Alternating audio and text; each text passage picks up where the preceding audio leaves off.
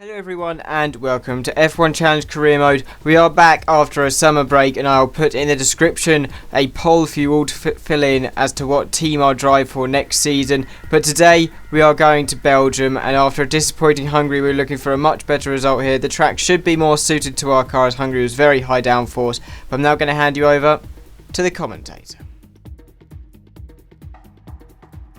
Just before the free practice session begins, let's take a quick look at the Drivers' Championship. Hakkinen is running away with the Drivers' Championship. Schumacher second. David Coulthard third. Well, that covers the drivers. Let's take a quick look at the constructors next. McLaren are running away with the Constructors Championship. Ferrari are second. Williams are third. Located approximately 50 kilometers north of Liège, near the town of Spa, the exhilarating Spa-Francorchamps circuit comes with a challenging mix of fast turns and chicanes. Winding its way among the forests in the foothills of the Ardennes Mountains, Spa-Francorchamps also has the longest lap of all the current Formula One circuits. Right, so we jump into practice, and there's only one real highlight in the whole of practice, which is going around the first corner here at not La Source, is it? I think it might be La Source. But I spin the car and I hit the wall and my rear wing is off and I'm rolling back on the track. But that is pretty much the only thing that happens in practice. I'm shortening down what happens in practice because it's not the most desirable part and I don't really get interested by it. But we're in qualifying here and you can see it's overcast. Now we're completing our first lap here and it's a 1:58.0, which is better than what we did in practice by around 2 seconds, but we then go across the line later on to a 57.9 as Barrichello's been us at 57.0. But then some rain starts falling down, so that's very interesting. And it's raining by this point. It's very difficult to see it on the screen, but I actually go wide here because of how wet it is, and I hit the wall and then I go for a spin and I hit the wall again. But the wet conditions, we've done our lap nice and early, so there's a chance that we have a good grid slot here despite our not so good lap time. But you can see here going around Liège that I just lose the car, hit the wall, and then I lose it across the track with no rear wing with the Ferrari there. But I'm now going to hand you over to the grid. Hello there. Welcome to Belgium for round 12 of the 1999 FIA Formula One World Championship. This is the type of weather where the drivers really earn their salary. It's chucking it down. More like weather for Formula One speedboats than Formula One cars. It's very wet. Mika Hakkinen first. Coulthard second. Schumacher third. Barrichello just managed to get the edge over his championship rival. He starts from fourth. Schumacher looked a carbon copy of his teammate. He starts alongside in fifth. The Williams driver put on a fantastic display throughout the qualifying hour. He starts this race from a very promising sixth. Zonta seventh. Jarno Trulli eighth. Jacques Villeneuve ninth. Eddie Irvine 10th. Damon Hill 11th. Fisichella 12th. Heinz-Harald Frentzen 13th. Herbert 14th. Pedro Diniz 15th. Olivier Panis 16th. Alesi 17th. Pedro de la Rosa 18th. Takagi 19th. Alexander Wirtz 20th. Uka Badoa 21st. Marc Genet 22nd. Right, so we jump into the race and we have monsoon conditions here in Belgium. The monsoon tyres are on, but I've noticed my teammate is on the wet tyres, so it seems the AI has gone for a different strategy here, and we are go here in Belgium. It's another bad start, but at least we haven't lost control of the car and spearing across the track. And we've lost a few positions, but we're just going to get them straight back at the first corner, going straight past Jacques Villeneuve and behind the Prost of Jarno Trulli. But the cars are so slow around here, obviously, especially in the wet. But we're trying to have a look at Jarno Trulli here. He's a bit far ahead of us, of course, going into Eau Rouge. Eau Rouge is definitely not going to be flat out in these conditions. Yep, it's a whole shift down and some braking.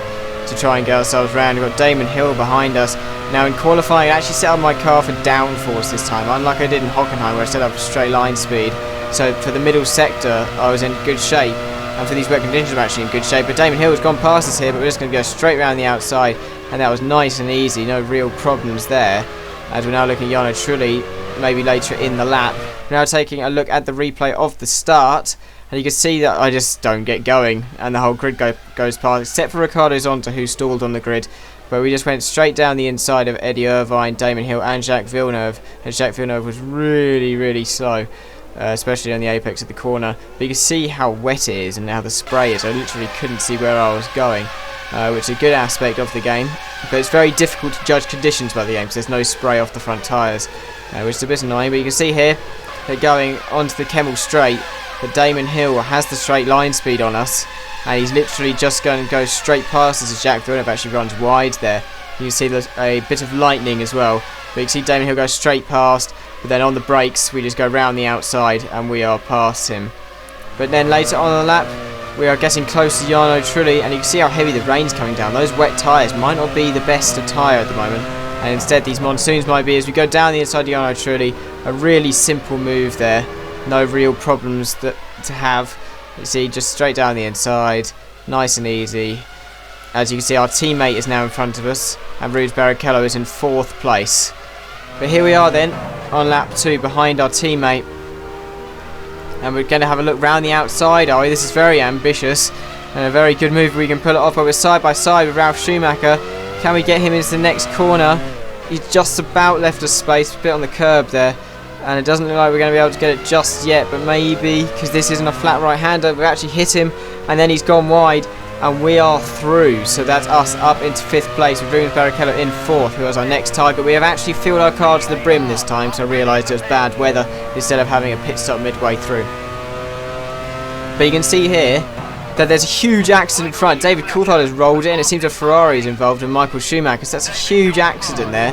And it seems like everyone's pitted in front, so I think they've decided it's time for monsoon. So we've picked the right tyre at the beginning of the race, and we'll see here on the replay that, yeah, Michael Schumacher just hit David Coulthard, and that's David Coulthard out of the race.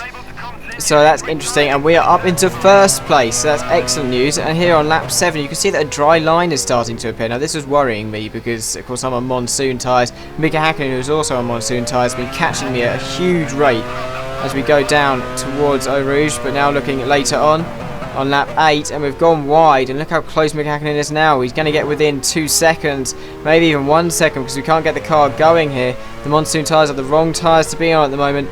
Mika Hakkinen's within 1.5 seconds of us, so Mika Hakkinen's really closed down that gap. And on lap 8 I decide it's actually, I think, time for wet. So here we are diving into the pits. Of course, a little bit of fuel will go in because there's no choice to say no to fuel. But we're now going into the pits with Mika Hakkinen directly behind us, and we can hope that we can stay ahead during this pit stop, running over a Ferrari guy, but never mind.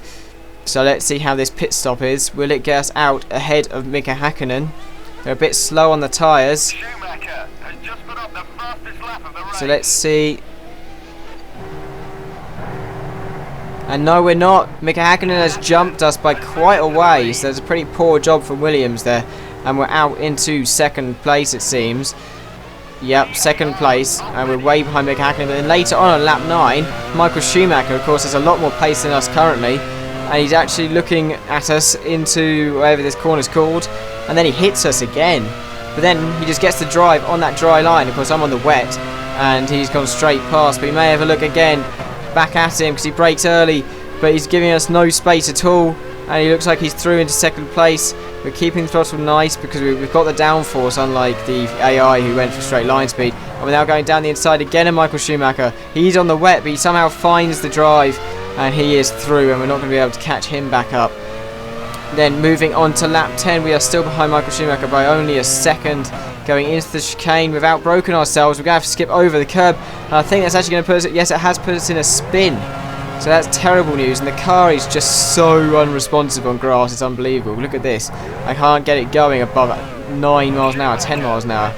But Eddie Irvine actually passes us, and Eddie Irvine's up into 4th place, which is an amazing result for Eddie Irvine. Good driving there. But we're now looking at him on lap 14. because we've been behind them for a while, but we haven't been able to find a way past, especially with their straight line speed. But maybe into this right-hander, because he's going really slow. So let's see what we can do. He's been going slow into that corner for the entire race pretty much. But we're really close to him now, all over the back of the Ferrari, which is a much faster car than this Williams. But we're going down the inside of the Irvine, and we have got him. So that's a pretty easy move. And you can see that it's actually stopped raining completely.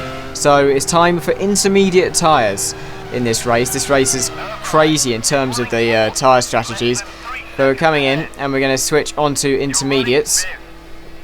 But of course our spin has cost us maybe a podium place, but we should be able to get some points from here. I'm pretty confident in that. But here we go then, out of the pits. Eddie Irvine carried on because Michael Schumacher pitted on the same lap for Inters. We're coming out the pits now. And Jarno Trulli has passed. We've let off the limiter and we've spun and we've hit the wall. So that's terrible news and terrible bit of driving there. On the wet we just didn't get to the dry line quick enough and we just ended up spinning. So that's a pretty terrible thing to happen. And I just decided at this point I may as well switch on to softs because there's no rain coming down. So I may as well switch onto the soft tyre and hope for the best. And it turns out the AI had the same idea. They started pitting for the slick tyres. And Rubens Barrichello actually never put on the Inters. He went straight to softs from the wets. And he might benefit here and actually take the lead of the Grand Prix. So that's an amazing result for Rubens Barrichello. Bad news in terms of our championship. But we go. 13.9 second pit stop. We're out of the points currently. We're down into 8th. Herbert has passed us. And coming out of the pits now. We're going to be a little bit more careful here. With 6 laps to go, a little bit more careful with the throttle. And Johnny Herbert cut straight in front of us. That's a bit rude. But we're going to try and pass him very soon because I think we'll have the pace to catch up to 7th place man, who I think might be Giancarlo Fisichella in the Benetton. But you can see how much they're pulling away on the straights. They're pulling easily around 6/10 on the straight. We're going into the end of the first sector. Broken nice and early into second gear. A lot more grip with these soft tyres. And of course they're still wet around. And we've spun the car and we've hit the wall. And that's our race over. Terrible, terrible bit of, well, not my fault of driving. I just went off the dry line. You can see how wet it still was on the track. But I just went slightly off the dry line. And the rear just swapped ends. I had no control over that car. Straight into the wall. And that's my race over. But later on, I was spectating and I realised that Rubens Barrichello is going to come through for his first victory in Formula 1. Of course, he actually won in 2000, I think, or 2001 at Hockenheim. But this is going to be his first victory in a Stewart. He's going to come across the line to win the Belgium Grand Prix. And Mika Häkkinen is going to finish second. But what a race that was. Because Rubens Barrichello has won it in a Stewart. But I'm now going to hand you over to the results. That was an earth-shattering Belgian Grand Prix. Here are the final results. Barrichello first. Mika Häkkinen second. Michael Schumacher third. Irvine fourth. Trulli fifth. Giancarlo Fisichella sixth.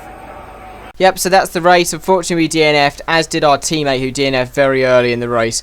But we got a little bit of a consolation because we did get a pretty awesome result with Rubens Barrichello being first, and Eddie Irvine managed to get 4th place, which is just amazing for him. He can't even score a bloody point most weekends. But I'm now going to hand you over to the drivers' standings. With the results confirmed, it's high time we updated the Drivers' Championship. Mika Häkkinen moves further ahead in the Drivers' Championship. Yep, so we are in 5th place. Rubens Barrichello has gone ahead of us, and he is the one we need to catch for the rest of this season. I'm sorry about the little summer break I had, but I had to take it because I needed something fresh. But I'm going to hand you over to Constructors. McLaren stay ahead in the Constructors Championship, despite having their lead reduced by this result. Ferrari are second, whilst 3rd place is held by Williams. Yep, so we maintain 3rd in the championship. Of course, Stewart caught us up a bit, but they don't really look like a threat because Johnny Herbert isn't scoring any points.